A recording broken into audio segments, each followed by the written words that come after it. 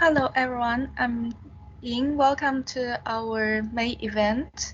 And today the event is titled Time is Brain from Stroke Research to Surviving Stroke. And I'm co-hosting with Adriana together today. And as you may be aware, May is Stroke Awareness Month. Hence, for this event, we have curated the talks relevant to stroke. And we will hear from three amazing speakers. And now I will hand over to Adriana, my co-host. Hi everyone. Just a quick note that this meeting is being recorded, and I hope that's fine with everyone. Okay, so let's move on. I'm changing the slide. It's lagging a little bit. Okay. So for those of you who are new here, welcome. Women in Neuroscience UK is an organization established to improve gender equality in neuroscience. And these are pictures of all our lovely committee members. And we hope that you will join us too as part of the WIN UK community. So in recent events, we've had people join us from all over the world, including this one.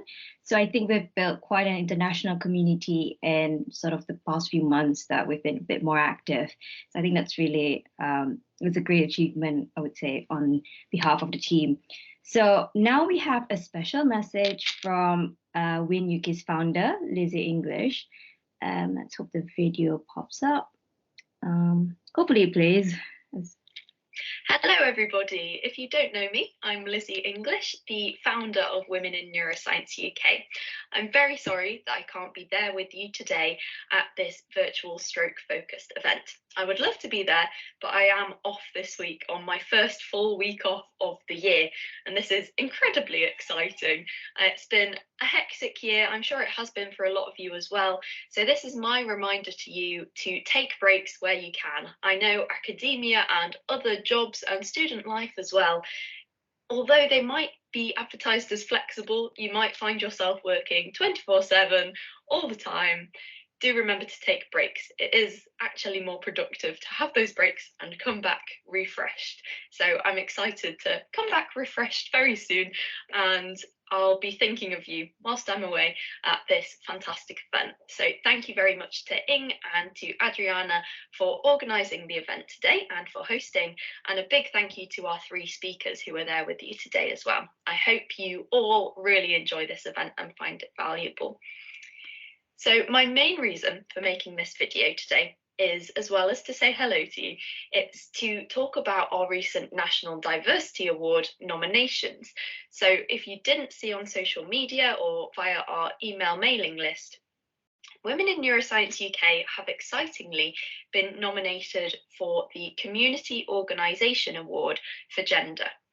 So this was incredibly exciting. As a very new organisation, I only established Women in Neuroscience UK around a year ago, and it was very, very valuable to my fantastic team of around 30 volunteers to see your extremely kind voting comments. So thank you to any of you on this virtual event today who kindly supported us in the voting process. To be honest, we're not too bothered about the outcome of this nomination, as exciting as it might be. We don't expect to win or even get shortlisted, but it was just so rewarding to see your really kind comments and to know that we're making an impact with our organisation already. It was really motivating for our volunteers to get this valuable feedback and to have more inspiration towards our mission for gender equity in neuroscience. So thank you all very much for your support, whether you voted for us, interacted on social media, or shared the news with your networks. We really do appreciate you.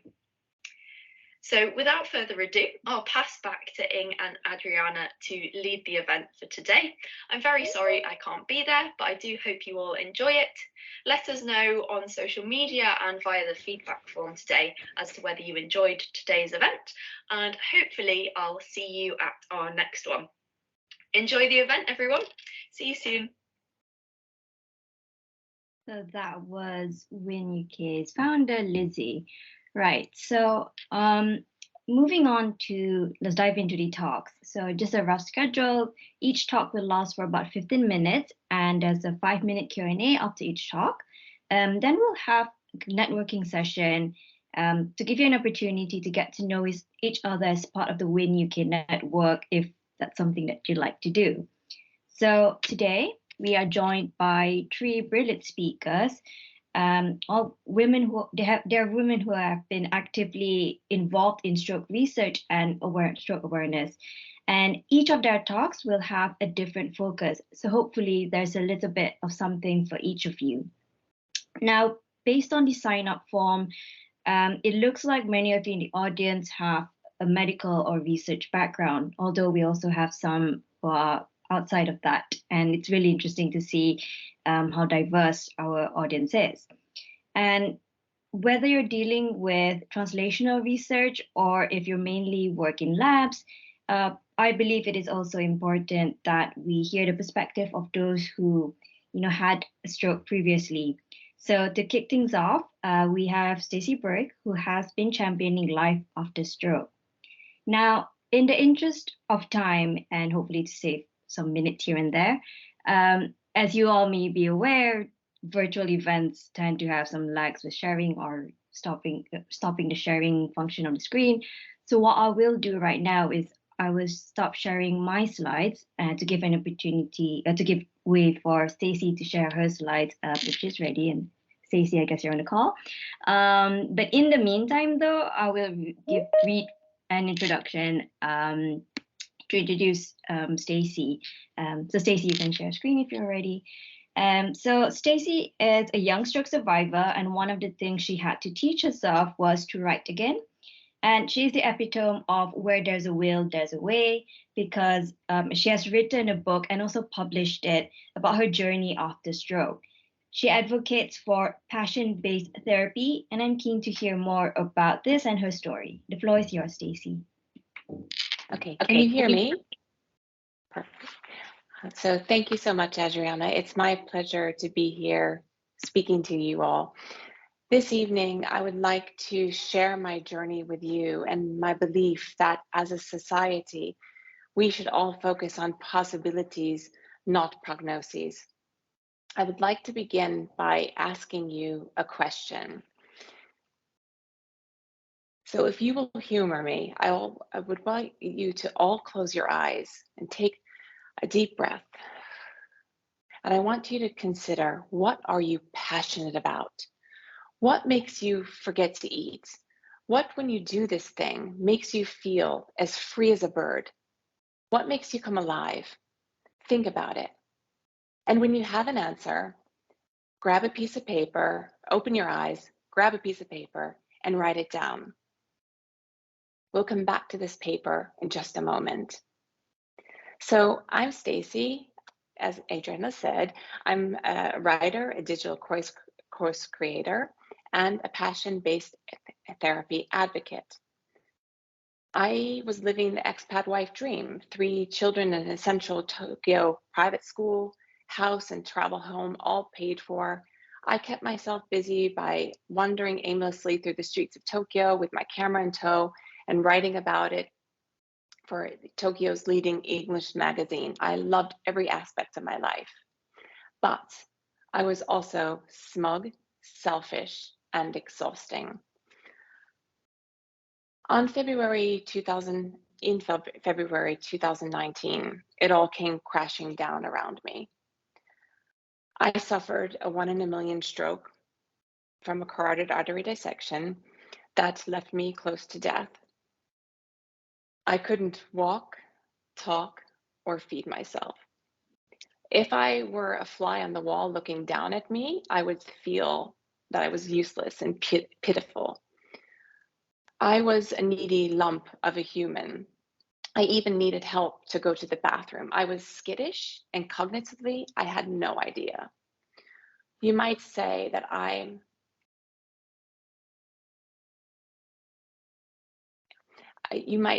was stuck in a stroke survivor's straitjacket. Things which used to have meaning, used to be relevant to me, felt irrelevant. I was aware that I had children, but I couldn't remember their names. I didn't even register where they were. I was just a bystander, observing my life from a hospital bed.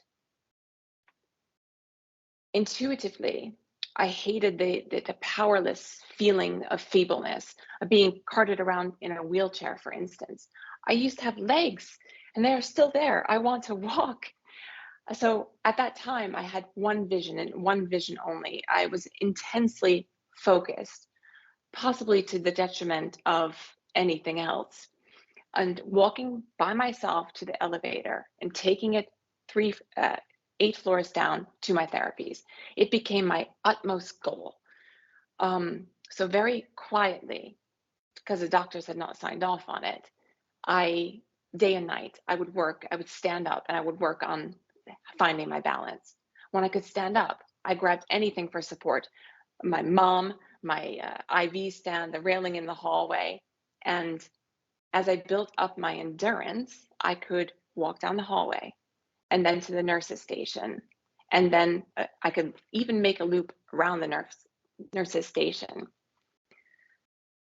At the beginning of at the end of my 4th week in the hospital, my doctors had signed off on me walking by myself to the elevator and taking it down to my therapies.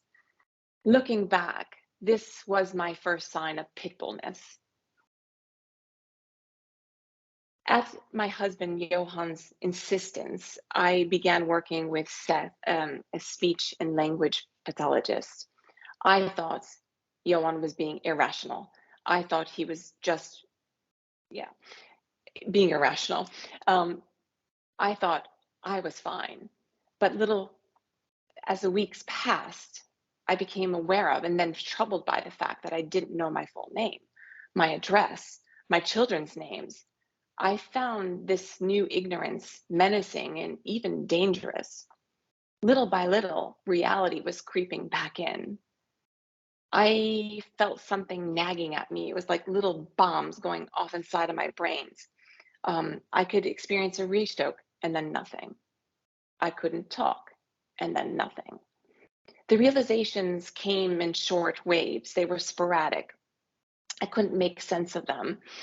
They didn't add up. I had a hard time focusing on the problem because it was so big for me at that time. In stages, I became conscious of what was after the hospital. What happens next? What was I working towards? I sensed that there was something more. Even through my fog, I knew this. Had I listened to the doctors, what they prescribed for me, I would go to rehab for 3 to 6 months. And after 3 months there, I guess I would be able to make toast and butter it. I would be able to put the pegs correctly in the holes or to fish objects out of the rice. And then according to their plans, for me, I would be considered recovered. My stroke had become a vice that was gripping me in its impotency. But at the same time, I felt free of all the necessary things that I had before my stroke thought were so important. It was as though I could breathe for the very first time. Now, I would like you to get the paper out where you wrote your passion just a few minutes before. And I want you to think, how would you feel if someone told you that you could never do this thing again? That because of your stroke, you would never be capable enough, strong enough, or switched on enough to carry this thing out. Your therapist, your doctor, or your carer told you that, nope, you can't do that. Would you accept that?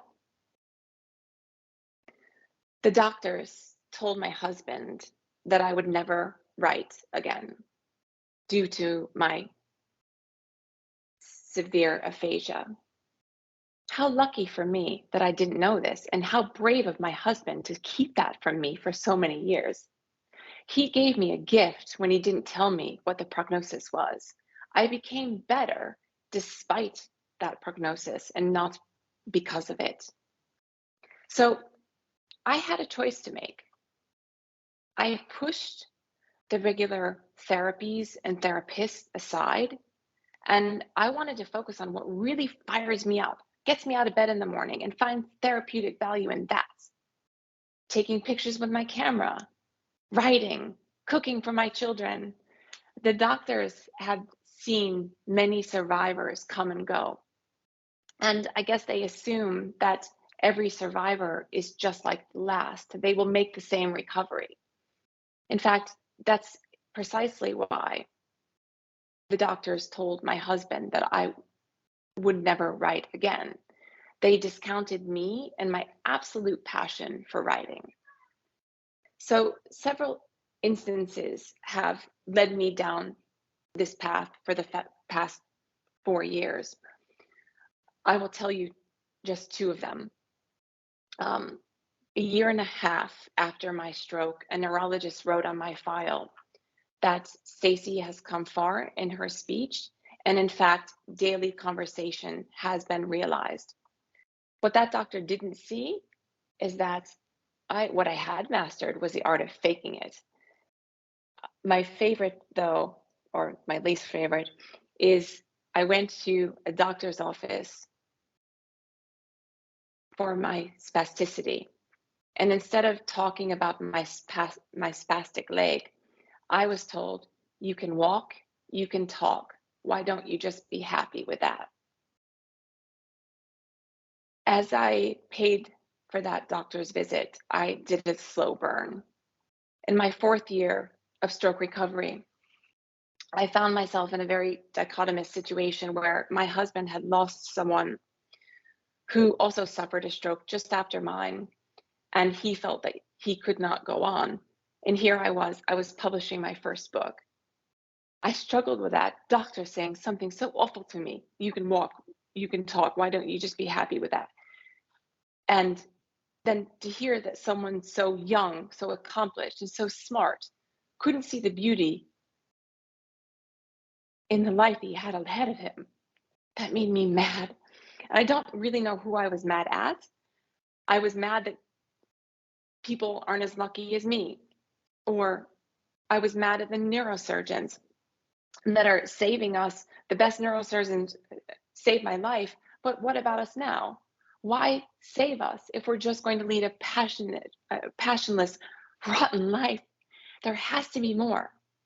So I use that fire inside of me every day to share my experience of what I wholeheartedly believed helped me with my rehabilitation. And that's passion-based therapy. So what is passion-based therapy, and why does it matter? Passion-based therapy is relentlessly and unapologetically dedicating yourselves to your dreams, and sometimes at the cost of everything else. Focusing on your deepest interests in an all-consuming manner, following your dreams will lead you to your 2.0. Stroke recovery is a slog. The path is long, it's complicated, and it's not at all straightforward. Not surprisingly, many abandon their therapies and give up hope. So by focusing on what fires you up, gets you out of bed, and makes you stay the course, that's hope not lost. So in closing, I sincerely believe that we all have a 2.0 in us. I'm not the same person that I was 4 years ago before my stroke. And I'll bet that you guys aren't either the same person that you were 4 years ago. We are all dynamic, sparkling beings with goals and visions and wishes. But here's the thing. If we're ever going to break the vicious circle of lack of aspirations and lack of expectations that befalls us as survivors, we have to begin now. And this is where you come in. I want you to close your eyes and imagine that everything else in your life fades away. You don't have any responsibilities. Everything is possible. You only have to do that thing which fires you up. Think of that piece of paper and what you wrote down on it. and think about facing one of the most challenging times of your life. And imagine others giving you support to do that very thing. Everyone is pulling for you. That is the only way to recreate ourselves. Following a passion is not just about recovery. It is about living a full, wholehearted life. It behooves us as a community of survivors, therapists, healthcare professionals, scientists, policymakers to think of what is possible instead of what the diagnosis is. You all have the power to change the mindset. Possibilities, not prognoses. Thank you. Well, thank you so much. I mean, I don't have words. One is definitely very inspirational, but I was holding my breath because it was so emotional, I think. So I was blown away. So, and perfect timing, by the way. Oh, perfect. we- I'm we trying do- to, there we go. I want to, okay, sorry. No, it's perfectly fine. So we do have sort of like 5 minutes for a Q&A. So if anyone in the audience has any questions, you can either pop them in the chat or you can just unmute yourself and ask your question. And yeah, go ahead. I'm just gonna see the list if there's any.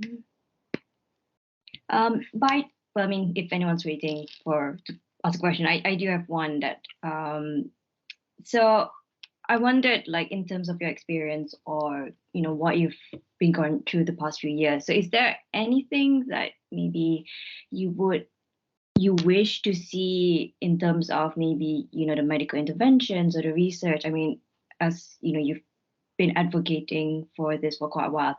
And I don't know, maybe that's something that you wish that was done differently, or, you know, I mean, it can be good or bad. It doesn't have to be, you know, one or the other, you know.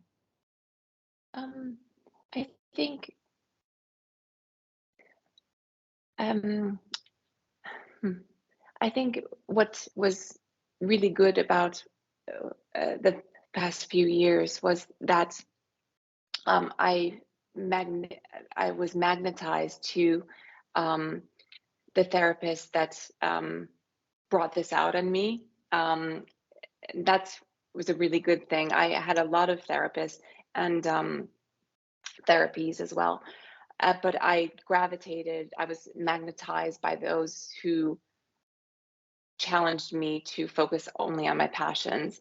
I think what I would love to see more of is doctors, therapists, even carers and family members teaming with a survivor, and instead of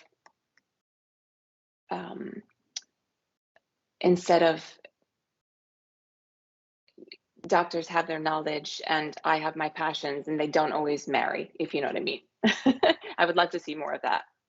Actually, that's understandable because I'm guessing, you know, from a research or clinician's perspective, you do see like the science bit of things. And as I said, kind of even listening to yours, I could really hear the passion and emotion going through it. And I think, in a sense, it's like if you're putting yourself in, you know, let's say if the doctor was trying to put himself in the shoes of the patient, then, you know, seeing it from their perspective. So I sort of get what you mean. Obviously, I will not understand the full extent of what you've gone through, but that's a brilliant point, really. And I mean, that's an excellent answer. If there's any other questions in the chat, I mean, and just jump in. But I do have another question. I mean, obviously, you did mention about writing a book, and I think because of the time constraint, obviously, we didn't have time to go into that. And, you know, in the few minutes we have, maybe you could give us a little teaser or sort of like what, I guess, I'm not saying say what the book is because you're probably going to buy it for it, but maybe just, you know, maybe your experience writing it, or maybe just give us a, you know, rough overview of what that book means to you or something like that. Absolutely. Thank you for asking. So it's a memoir of my first year of stroke recovery and the learnings that I went through, because I had a lot of cognitive issues, let's say. I still do, by the way. It was from start to finish, you can see the wheels turning, as it were. So in the end, it's not just about stroke recovery. It's about the transformation that I went through in that first year. I think that's important. I think I'm really honest in that book, and I think it could help a survivor to know that they're not alone.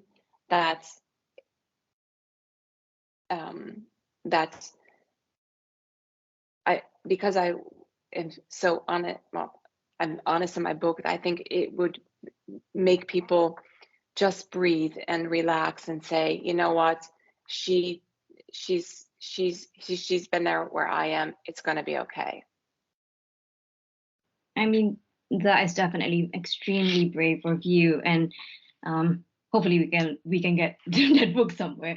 We do have one question in the chat. Ying, if you'd like to read out the question. Yeah, of course. So there's one question from Georgie. Thank you so much for your inspirational presentation, Taxi. Do you have any particular goals or aspirations you'd like to achieve in the near future in the wake of your stroke? Oh, yes. So I'm just about to launch, thank you for asking. I'm just about to launch my digital course for families of stroke survivors. This has been about 6 months in the making. This is something that I am very passionate about. It's all of our learnings as a family. We all collected them, and I wrote a digital course for families of stroke survivors. And next, I would love to also write a course for stroke survivors on passion-based therapy, on doing the exact thing that makes them happy and fires them up, and find therapeutic value in that. That was a brilliant answer. I mean, honestly, I have no words to say except for how inspirational it is, and you know how much. I mean, just in the short time that you presented, it looks like you've obviously made an extreme amount of progress, and you know the things that you're looking forward to do. So obviously, hats off to you. I mean, if I have a hat, I'll do it. But thank you so much. Obviously, I wish we could have more time. Unfortunately, we have to move on with the next. So thank you so much. Thank you. We'll move on to that. Thank you so much, Stacey. Thank you. So now we are going to move on to our second speaker for today. So our next speaker is Dr. Gargi Banerjee. So same as before, Gargi, if you'd like to, start sharing your screen while I introduce you to the audience, that will help us save time. So just to start off with, Dr. Banerjee has an impressive list of medical and academic training under her belt. To pick out a few, she completed her preclinical and clinical medical training at the Universities of Cambridge and Oxford, respectively. She currently holds a clinical lectureship funded by Alzheimer's Research UK, the Stroke Association, and the NIHR. She is now based at the MRC Prime Unit at University College London. Take it away, Dr. Banerjee. Hi everyone, and thanks Adriana for the lovely introduction and for the invitation. As Adriana said, I'm Gargi, and I'm going to be talking about stroke, but from a slightly different angle to what we've heard so far. So I thought actually I would just start by explaining what I do and what my job is. So my title is that I'm a clinical researcher and a clinical lecturer in neurology. But what does that mean? So broadly, it means that I kind of have two hats. So the first of those is that I'm a neurologist in training. So I'm a junior doctor, and more specifically a specialist registrar. And my day-to-day work involves working in a hospital, on the wards, in clinics, with people who have a range of neurological diseases, including stroke. But my other hat is that I'm a postdoctoral researcher, and that involves being part of a university. And I do research, and some of that research is clinical, so it means working with people and with patients, but some of that is experimental lab work. And sort of briefly, in terms of how I ended up doing this, I sort of went to medical school, and I did the first few bits of my junior doctor training And then I went on to do a PhD. And after my PhD, I've been lucky that I've had positions that allow me to continue to pursue my interests and my passion for research, but also to continue training in neurology towards becoming a consultant. And so I'm not sure if this is a pathway that's relevant or of interest to anyone in the audience, but if it is, I'm very happy to take questions about the pathway later on. So to launch into the science, so there are a few basic things that I think we have to understand about stroke. So the first thing is that, stroke is a medical emergency, and partly that's because strokes are potentially life-threatening, as we've already heard this evening, but also because many of the treatments that we give for stroke need to be given quickly, and time is brain is part of the sort of title of today's session, and that really is the case. And the reason for that is because we know that a stroke is caused by something that stops the normal blood flow and the normal blood supply to a part of the brain. And what we see if we've got someone in front of us who's having a stroke is that they're suddenly not able to do something. Now, that can be very varied. So some people might experience weakness, for example, of their face or their arms or their legs. They might not be able to speak. They might have a loss of sensation. They might lose their vision. And that really depends on which part of the brain has been affected by the stroke itself. And I think the other thing to say about stroke is that there are two types. So the first is that the blood supply is impaired and disrupted because of a blockage, and we call that ischemic stroke. And sometimes the blood vessel leaks, and so the blood still can't get to where it needs to get to, and that's called a hemorrhagic stroke. So my PhD was on a condition called cerebral amyloid angiopathy, and I did this as part of the Stroke Research Centre at UCL. And CAA, as we like to call it for short, is caused by a buildup of a protein called amyloid beta in the blood vessels of the brain. And in this picture, you can see the amyloid beta protein in brown, and you can see how it builds up. And we know that this condition causes bleeding in the brain, and that bleeding can be in the form of what we call intracerebral hemorrhage. So I don't know if you can see my pointer, hopefully you can, which you can see in the bottom left of this schematic, but also something called convexity subarachnoid hemorrhage, which is when the bleeding is really limited to the surface of the brain. But as well as these kind of larger stroke events that cause kind of major symptoms, we know that CAA can cause smaller events that might not be associated with symptoms. And we pick up these smaller bleeding events on scans and more specifically on MRI scans. So what we can sometimes see is people have something called cortical superficial siderosis or lobar microbleeds. And really, this combination of imaging findings is how we make the diagnosis in people. Now, those of you who know a little bit about Alzheimer's disease will recognise that amyloid beta protein is the same protein that you see that aggregates in Alzheimer's disease, and we know pathologically there's a lot of overlap between CAA and Alzheimer's disease. And we say traditionally that that both are age-related conditions. So in the case of CAA, you need to be over the age of 50 to make the diagnosis, or to have the diagnosis, I should say. But also if you're between the ages of, say, 50 and 60, you're probably on the younger side for having the condition. And the final thing to say about it is that at the moment we don't have any treatments for CAA. So what I'd like to do now is just tell you a bit of a story of how I ended up researching the thing that I'm researching at the moment. And the story starts towards the end of my PhD in 2018. When my primary supervisor asked me to look into 3 people who had come into the stroke unit recently.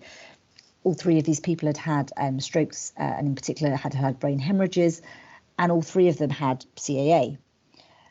But what was unusual was that these people were much younger than we normally see for CAA. So these were people who developed symptoms in their late 30s and early 40s. Now, we know that sometimes there are rare forms of CAA that are inherited or familial versions of the condition, but there was nothing to suggest that these people had these forms of CAA. So why did they have CAA? What was going on? So in order to kind of explain this story, I need to sort of step away from stroke and talk about something different, and that is infectious proteins, or prions. So I think we've all heard of infectious diseases. We know that there are conditions that can be transmitted between people or between organisms. And normally when we think of infectious diseases, there are certain pathogens or bugs that we think about. So bacteria, viruses, of course, fungi. But what all of these organisms share is that they all have nucleic acids. They all have either RNA or DNA. But there's one other important category, and that is the category of infectious proteins or prions. So prions were first described in this paper in 1982 by Stanley Prusiner, who went on to win the Nobel Prize for this work. And he was studying a disease called scrapie, which affects sheep. And through a series of deductions and experiments, he concluded that the infectious agent in scrapie had to be a protein. It couldn't be anything else. And what we know is that there is a sort of a group of conditions called transmissible spongiform encephalopathies, which affect a number of mammals, including humans. They're caused that because of what they do to the brain, and you can see that in the pink figure. Essentially, it causes the brain tissue to break down and puts all these holes into the brain tissue. So these are really progressive neurodegenerative diseases that are invariably fatal. And all of these diseases are caused by a protein called the prion protein. So the nomenclature is a bit confusing here, but to say infectious proteins are prions, and the sort of archetypal prion is the prion protein. So to tell you a bit more about prions, what's so strange about them scientifically is, everything that can replicate in biology has nucleic acid, so it either has RNA or DNA or both. But these infectious prions can replicate themselves without DNA or RNA. And this is thought to happen by a process called templated misfolding. So just to tell you briefly about this, I've got my little schematic here. The pink form is the normal form, and the blue form is the abnormal misfolded form. So if an abnormal form is transmitted to a new person, a new host, what happens is the normal form and the abnormal form interact, and then the normal form is converted into the abnormal form. And then when some more of the normal host protein comes along, that gets converted too. And with time and more of the host's normal protein, eventually you get this buildup of the abnormal form. And this buildup can then break up. And when it breaks up, it provides even more surfaces for this kind of autocatalytic reaction to take place. So you get this exponential increase in the abnormal form. Now, we know that these prions are important for transmissible human diseases because of a disease called Kuru. So this was a disease that occurred in Papua New Guinea, in the Eastern Highlands, in very specific communities who had particular mortuary consumption feasts where they would consume their dead relatives as part of a ritual for marking their respect. And those people ended up ingesting an abnormal form of the prion protein and developing a neurodegenerative disease. And we know that it's also important for a condition called Creutzfeldt-Jakob disease. So there was something called variant CJD, which occurred in the mid-90s when cow prions essentially entered the human food chain and caused this neurodegenerative disease in humans. And we know that Creutzfeldt-Jakob disease also has an iatrogenic form, so a form that's caused by medical procedures.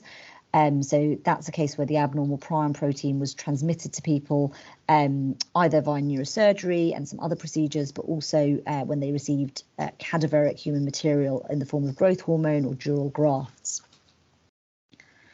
So by now, I'm sure you're all thinking, what on earth does any of this have to do with stroke? So in 1982, I've said that the word prion is used for the first time.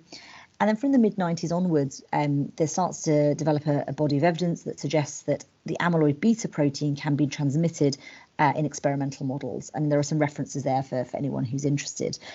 Now, by the time we get to 2015, there's actually quite a lot of experimental evidence for this, but we don't really understand how or why this is relevant to human disease.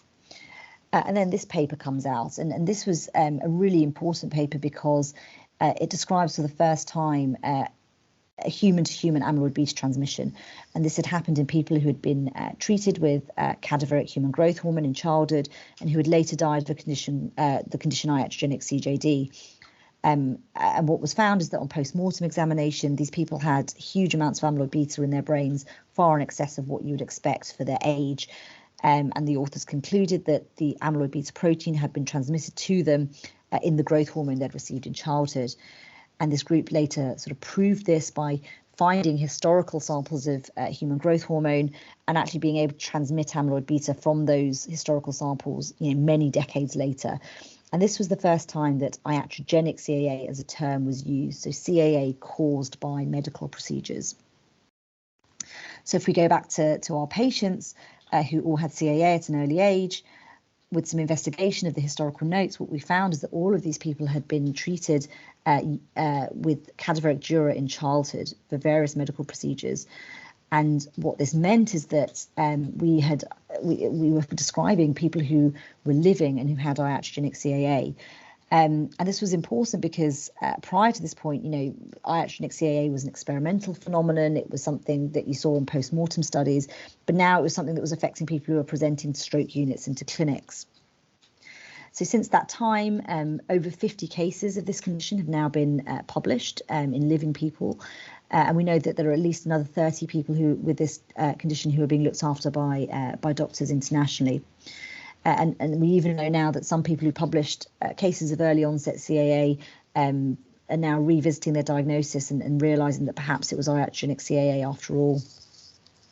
So my research now really falls into this two-hat situation once again. So from the neurology perspective, we're trying to find diagnostic criteria so that we're able to identify this condition better.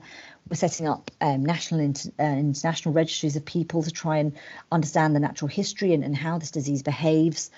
And we're also looking into setting up clinical studies, looking at people who've got confirmed disease and also people who are at risk of the disease. Again, just to try and understand this newly described phenomenon better.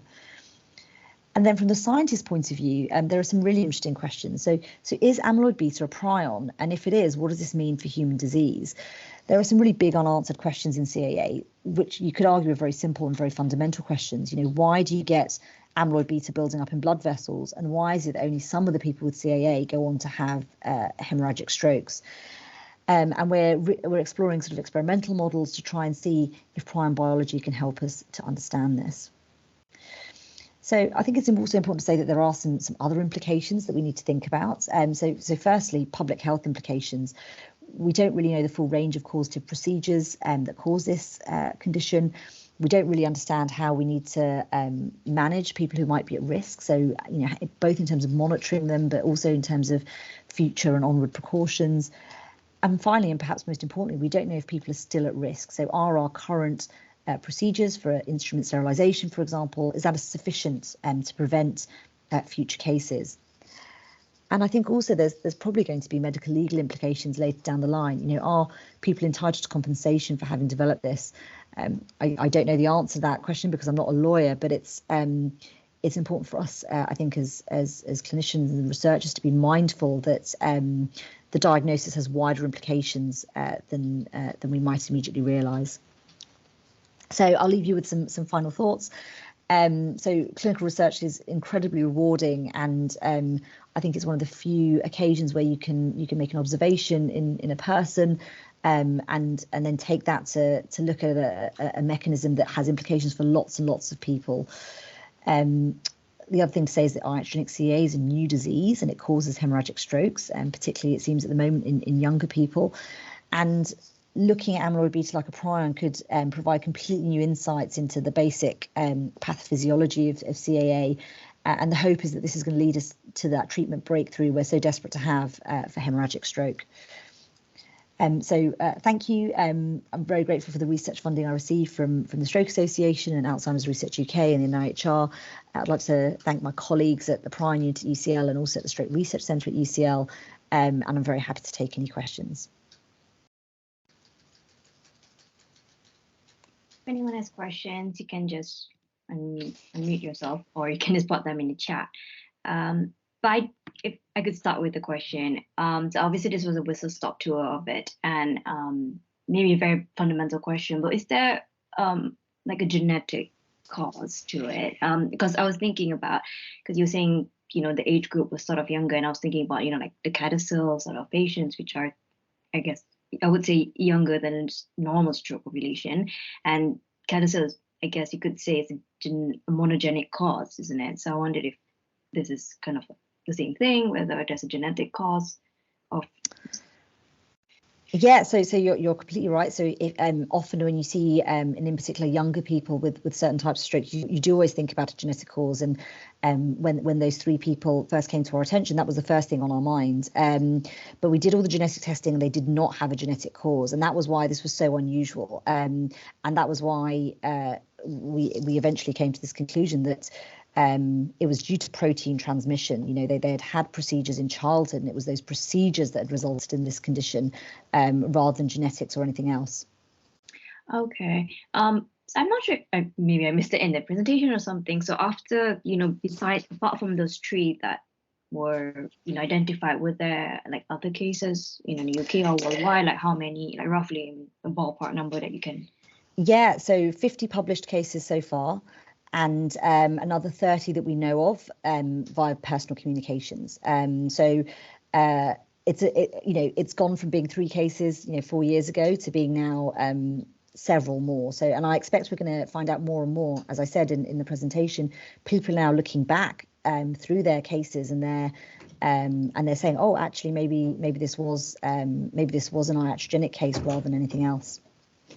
So, I mean, I'm probably hogging the conversation. If anyone has a question, jump in, but I am really curious in terms of, I guess, what I was thinking about in terms of eliminating the other sort of causes. So, I mean, there are, I reckon that some symptoms may be similar, because obviously I've never seen, and like I don't know how it's presented. So in terms of, what, how do you go to the process of elimination of other diseases before you diagnose that, or? If anyone comes in with any kind of stroke, it's always really important to try and work out what's caused it. And the idea is, some of the things that can cause a stroke are reversible, or not reversible, sorry, but you want to prevent future strokes. It's quite important to try and pin down what's going on. We have very good diagnostic criteria for CAA, which are based on clinical findings of what the person comes in with, but also in terms of brain scans and other things. So we were very confident that these people had CAA. They met all the criteria for that. But what was, as I said, very unusual was just how young they were.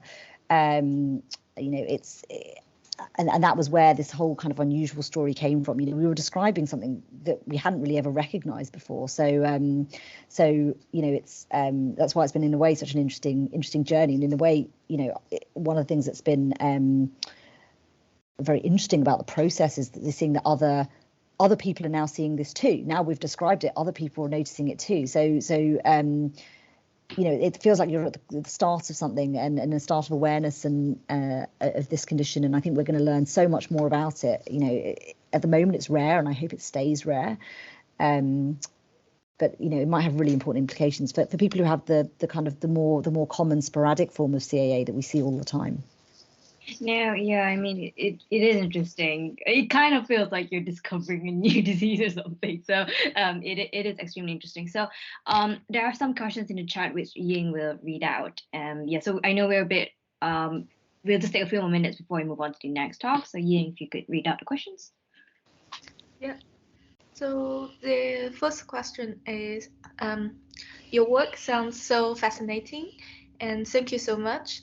Despite the differences in pathophysiology, is there an overlap between the risk factors and/or clinical presentations of CAA with other types of strokes?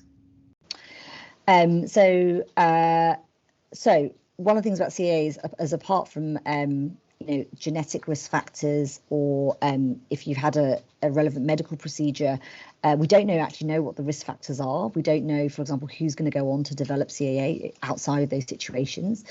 In terms of other types, other causes of brain hemorrhage or hemorrhagic strokes, we know that other diseases that affect the small blood vessels of the brain can do that. But this type of stroke is really very different to, say, ischemic stroke that's caused by a blockage. That's got its own set of kind of risk factors and associations and causes. So, there's, I think at the end, if you once the stroke has happened and you've got that kind of damage to the brain because of the blood supply being impaired, actually at that point it all perhaps looks quite similar. But if you go back and look at what the actual cause was, it's actually very, very broad. So I hope that answers the question. I'm not sure if it does. I feel I've slightly rambled on that one. Sorry, Georgie, if I've not answered that correctly. Thank you. And the second question is about the career development. So this person is a Bachelor of Sciences Neuroscience graduate, and he or she is very interested in pursuing a PhD later on. Would you recommend she or he take one on a position as a research assistant for now? And by the way, your work is amazing. Yeah. Well, thank you very much. So I think you know, a lot will depend on your personal circumstances, but I think a good thing can be to expose yourself to different research environments. Research is so broad, right? You can go from the cell right up to the person, and different people like and enjoy different things. I think one of the advantages of being a research assistant somewhere is it gives you a bit of time in a lab, so you can learn a bit about how that lab works. You can learn about the dynamics. You can learn about the techniques. And you can make you can get a sense of whether it's for you, and if it's not, then that's kind of useful information too. If you decide you don't like cells and you like people, or vice versa, then that's quite useful, especially if you're committing to a PhD, which is a longer time period. Sometimes having a bit of exposure to different research environments can be really helpful for your decision making at that point. Yeah, thank you. And the third question is, thank you for the informative presentation. As a neuroscience undergraduate, how do you recommend we go about getting clinical experience? And your work is very inspiring. Oh, thank you again. That's really kind.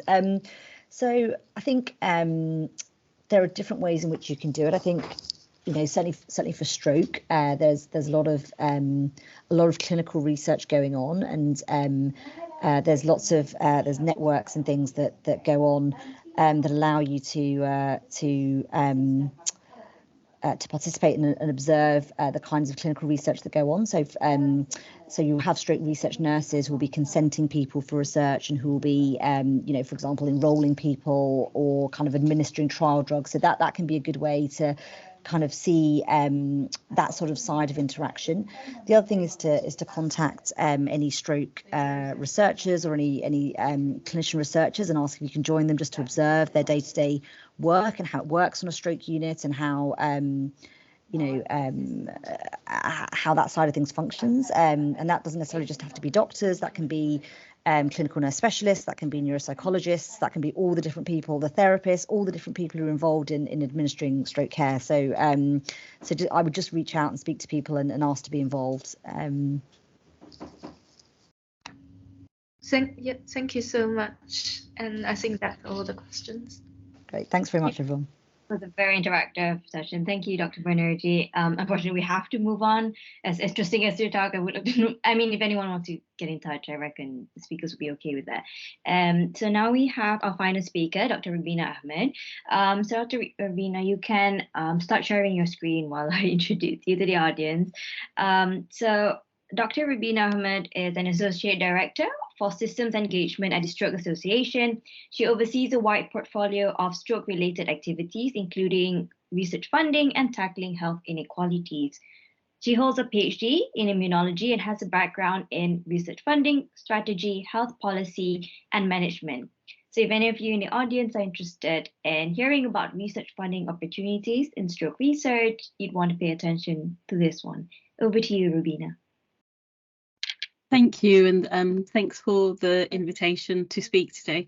It's really nice because I actually met Stacey at a conference in March, so it was great to see her talk. And Gargi, we saw each other last week, and she's one of our funded researchers, so it's nice to be here. So just first a little bit about the Stroke Association for those of you who don't know about us.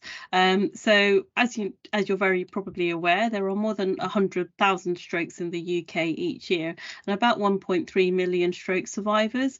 What's really interesting about stroke is that although it has the high mortality rate, the bigger impact is around the level of disability, and around 2/3 of people who have a stroke leave with some form of disability. As the Stroke Association, our biggest focus is around actually helping people affected by stroke, so both stroke survivors themselves, but also their families and loved ones and carers. And we work in close collaboration with thousands of stroke survivors, carers, health professionals, researchers and policymakers. So the work that we do is focused around kind of 4 areas. Our biggest area is around service delivery. So we have things people call our stroke coordinators, who work with stroke survivors when they've been discharged from hospital, and those services tend to be commissioned by the NHS locally. But we also have lots of universal services. This is Simon, who's on our helpline, but then we also provide lots of health information. We provide hospital packs out to hospitals. We really help to kind of signpost stroke survivors and also support the healthcare professionals who are working with them. The other thing we do is much more around influencing, and again, that's another team that I lead, our policy and influencing work. You might be aware that stroke is part of the NHS England long-term plan, and as part of that there's a stroke delivery board. I sit on that board, and we really try and work to get stroke noticed by politicians and people externally to get the funding that we really need for stroke survivors. And then we also work with communities as well, very locally. We have a huge number of volunteers who run kind of clubs and groups, who provide peer-to-peer support for stroke survivors as well. But what I'm really here to speak to you today about is our research funding. So research is a key part of our work because, as you will be aware, it can help make stroke more preventable, treatable and recoverable. And we fund research in 4 main areas across the whole stroke pathway. So from prevention through to acute care, rehab and long-term care. So we focus on applied research through things such as addressing practical problems, like how can we improve the support that stroke survivors get with vision problems. We focus on this not because we don't see the value of theoretical research, but because it has a shorter time to impact for people at risk of stroke. So very much we focus on applied research, I would say, which was also distinguishes us from some of the other bigger funders that you could go to. We funded over £55 million of stroke research since the early 1990s, and I think one of our USPs is that we work so closely with stroke survivors. So here's some of our grant holders, and you heard from Gargi actually just now, who is one of our strokes kind of researchers, but I want to show you some examples of people we're funding right now, just for a little bit of inspiration. So Josie is a neurologist who wants to understand why there's an increased risk of stroke in people who have late onset seizures, and her work could help clinicians make better assessments of someone's health at the time they first have a seizure, and improve interventions to reduce the risks of strokes and heart attacks. We fund her research actually with the Association of British Neurologists and Epilepsy Research UK. And again, that's quite a unique way that we work as the Stroke Association, in that we really like to partner with other organisations to really have a bigger impact with our money. And then the second person I wanted to highlight is Professor Emily Senna. And it's really nice for me actually, because Emily and I first met each other must have been about 10 years ago when I was working for a different funder called the NC3Rs, and so I followed her career quite closely, and it's nice to come back to seeing Emily doing so well. But Emily is a neuroscientist working on ways to improve the data that's used to decide whether a drug should go to clinical trials. She's used meta-research approach to create an automatically updated online resource of lab research on stroke that provides information on their quality, and ultimately her work will help reduce the number of animals used in stroke research and also make research more relevant to people affected by stroke. And if you do systematic reviews of in vivo research, you can use a free resource she's created. It's called it's called SIF, I think they pronounce it surf.org.uk, to help you manage that process. So what is our goal as a funder? And ultimately, we really aim to build and support an expert stroke research community that responds to lived experience. As I said, there's lots of funders out there. You can go to people like the Medical Research Council, the Wellcome Trust, the NIHR. There's lots of funders out there, but what we kind of pride ourselves on, and this is something you might see in other disease condition charities, is that we really see ourselves as advocates for stroke research itself. And where with other funders, those bigger funders, you know, stroke is going to be a tiny part of what they do. For us, stroke is everything that we do. And so we feel a real need to help grow that community and to really build, you know, support the career pathways of the people that we're supporting. So how do we do this? Well, firstly, we have a research strategy.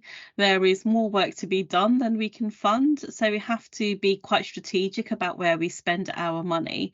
And our research strategy outlines our plans, where we have 3 main goals. So as I said, our first goal is around building capacity across multiple disciplines. And what we mean by that is we don't just fund kind of stroke clinicians or stroke therapists. We fund across all of those different disciplines, whether that's psychological support, whether that's physiotherapy, whether that might be understanding some of the kind of translational aspects of putting an intervention into practice, whether that's clinical trials. We take a really multidisciplinary approach to how we fund research. So if you're a clinician or an allied health professional, we also now try to offer salary matching on our fellowships, so that you don't take a pay cut to get into research, which is one of the barriers that we found, was that to kind of attracting people in to do research was often that if they go back into doing a PhD, they might be taking a funding cut. So we just wanted to protect people's salaries as part of that as well. So we're really very responsive to hearing from the research community and the stroke research community as to what they need.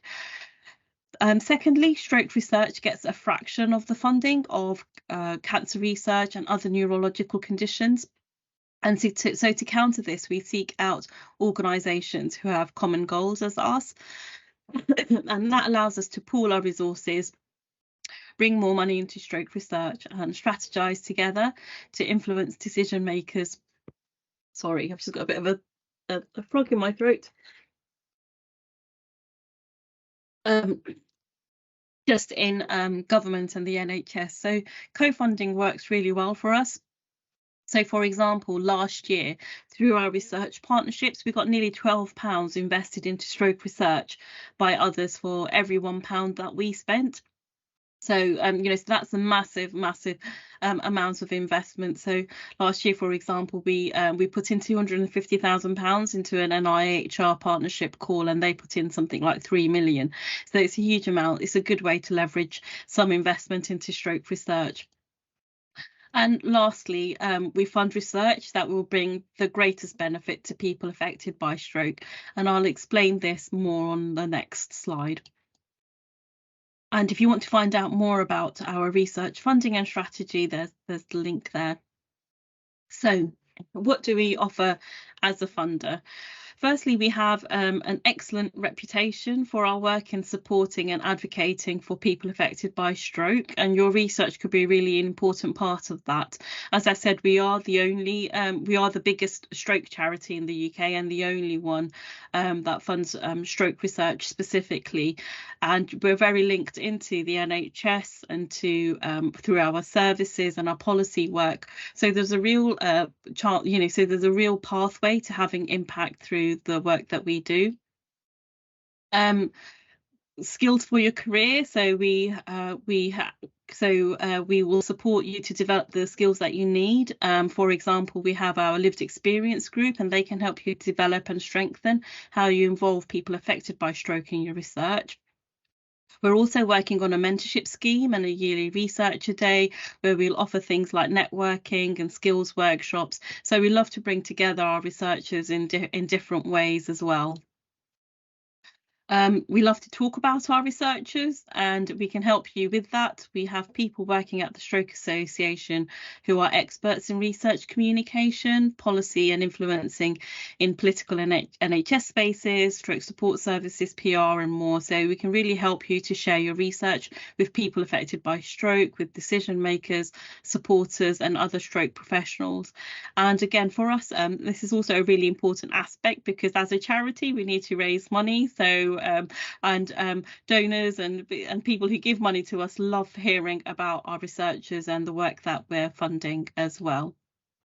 And lastly, we do salary match for medical professionals, nurses and pharmacists and allied health professionals, so that going from one of these professions to a PhD or postdoc doesn't have to mean a pay cut. So this is just some of the comments from our researchers. So the Stroke Association funding was crucial in getting the project off the ground and providing evidence to other funders that the project was viable and worthy of investment. And through that, we were awarded an MRC UCL Therapeutic Accelerator Award. So one thing to say is that the amount of funding we offer can be quite limited, but actually it's really important seed corn funding. It's enough to get things off the ground and for you to go and get that really big grant that you might need from some of the other bigger funders. The University of Manchester has offered me a permanent academic position following the completion of my Stroke Association lectureship, and that was Dr. Paul Kasher, so that's great to hear as well. And I've secured a first of its kind stroke AHP clinical researcher post in Scotland, and that's Dr. Leslie Scobby. So it's not just the funding we provide, but what that enables you to do in your career. So coming back to bringing the voice of lived experience into everything that we do, we work with over 1,400 stroke survivors, carers and care professionals on our priority setting partnership to establish the top 10 priorities for research on stroke, which is split into prevention, diagnosis, acute care and rehab and long-term care. And this is a photo of our steering group that was established, and it was a really great process in terms of working with people affected by stroke and health professionals to decide what the priorities are. And some of the things that came out from that are: what are the best ways to prevent strokes from happening? How can we best assess the impacts of thinking and memory problems after stroke? So for us, anytime a researcher applies to us for funding, they now have to demonstrate that they're addressing one or more of these priorities, so we know that the research we fund is what matters to people affected by stroke. We also expect you to have meaningfully involved people affected by stroke in planning your research and to tell us about that in your grant application. And we can help you with that element of your grant application to us if you're starting out in stroke research as well. So this is a slide that sets out our current funding offer and the way that our funding is structured. So we have fellowships and lectureships, and these are awards given to individuals, and they're open to pure academics, medical professionals, nurses, pharmacists and allied health professionals. There will be a scheme in there that is suitable for you. We focus very much at that early career and that mid senior career as well, whereas some of the project grants are for more multidisciplinary teams and probably for people who are more senior with established positions. For fellowships and lectureships, we expect you to be working within a multidisciplinary team.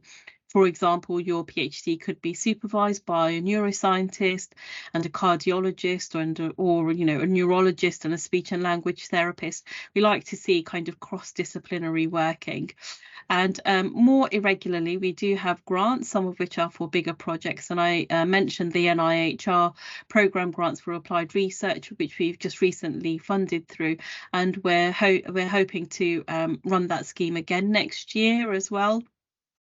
The other thing to say, so we'll be doing another round of that hopefully later on this year. So there's all of our funding schemes are always advertised on our website, as well as, and we will promote any partnership funding opportunities as well.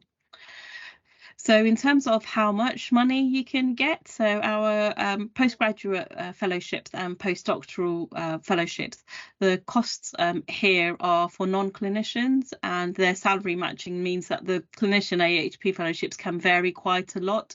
So what we've put here is just really if you're a non-clinician, and if you're a clinician, you just reach out to us and we'll talk you through that process around how much you apply for. It's also to say that these are the rough funding call kind of announcements and closing dates. The dates shift a little, a month or so either way, depending on kind of when we're able to launch things. So it's always worth it to have a look at the website. And by FTE we mean full-time equivalent here. So some of our applicants balance clinical duties with their research, or you might need to pause for something like maternity leave. So we have quite a few fellows who who do their research part-time and then do clinical duties part-time as well. In terms of the lectureship, it's up to a maximum of £235,000 for that one. And again, you can go to our website to find full details of our funding schemes. And just in terms of the grant application process, just to give you a quick overview of that, the PSP guides our overall sense of what is impactful, but we also have to decide at the level of individual grants whether it should be funded or not. As you can imagine, we receive a lot more applications that are fundable than we can ever fund. So it's really important for us to be able to make the right decision. To quickly talk you through the process, the funding call goes out and then the applications come in at the deadline. The research team in-house will do an initial check to make sure that it's all eligible and that we have all the information that we need. We then go out for review and shortlisting. So it's not only peer review by other researchers, but the applications are also reviewed by a patient and public involvement group, which is called Stroke Voices in Research. All our reviewers are looking for evidence that you have meaningful involvement of people affected by stroke. And by that we mean that your research is with or by people affected by stroke, and it's not just about or for them. So it is co-creating.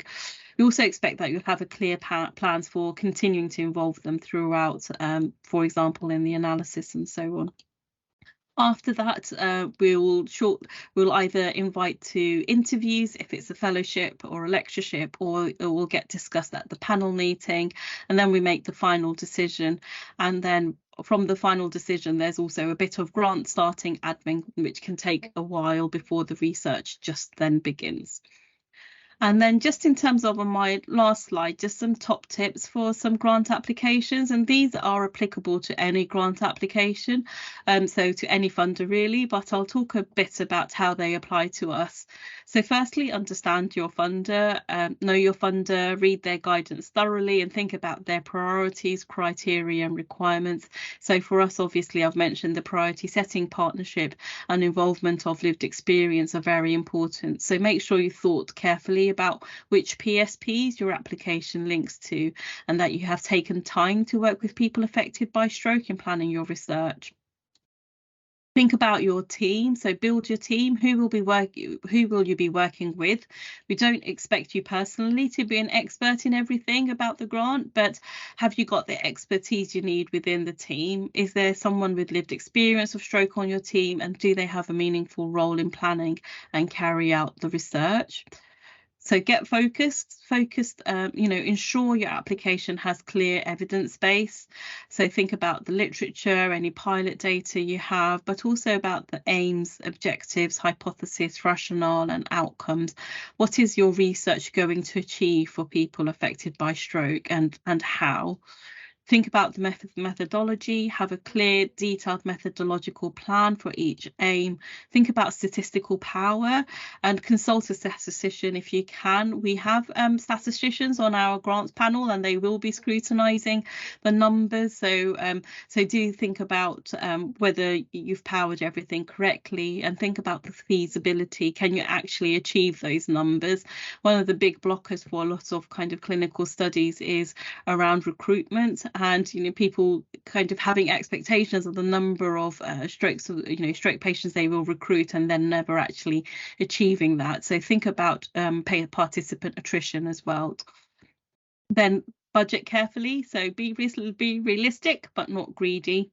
Justify what you need. Be careful not to undercost as well, because you won't be able to get more money once it's funded. So so do be careful about kind of requesting what you need, and then think about your pathway to impact. You can manage all of the above and still not get funded, unfortunately, and you don't need to be in a position where one of our panel is saying do stroke survivors actually think this is important. You need to have answered that question before submitting the application.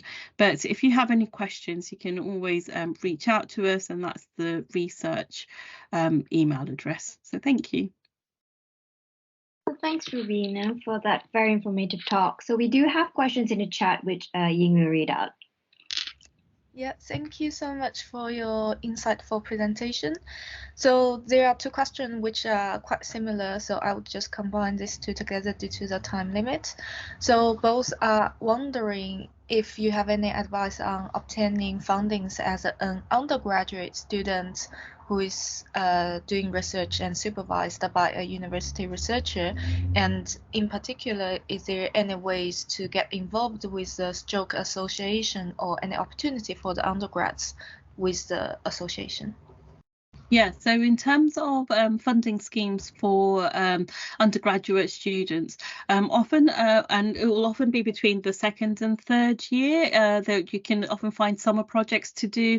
So if you're interested, so I would say think about your lecturers and the subjects and topics that you're interested in, and reach out to them directly to see whether they might have summer student vacancies. But also the Wellcome Trust are a big funder, and they used to do some summer studentships as well. Also think about any kind of professional bodies that you might want to reach out to see if they can see if they have opportunities for funding. But I think the best thing to do is really to reach out to your university lecturers, or even actually reach out to people outside of your university. If you've been reading around as part of your undergraduate degree and you like some research, it's always worth dropping an email to a researcher that you're interested in speaking to and finding out whether they might have some opportunity to do some work in their lab. And I would say just even a week or two in a lab is really good experience. And just in terms of getting involved with the Stroke Association, so I suppose at the moment we don't have any specific schemes for undergraduates, but that's something we're looking at, because for us what we're really aware of is a need to try and attract more people to do stroke research. I think it's really important to help kind of encourage the next generation of researchers, but there's always opportunities for us with volunteering and getting involved with us in that way. And our research team are always interested in hearing from people. We can also connect you in with researchers that we're funding as well. So if you're interested in making connections with stroke researchers, we're also happy to do that as well. Thank you so much.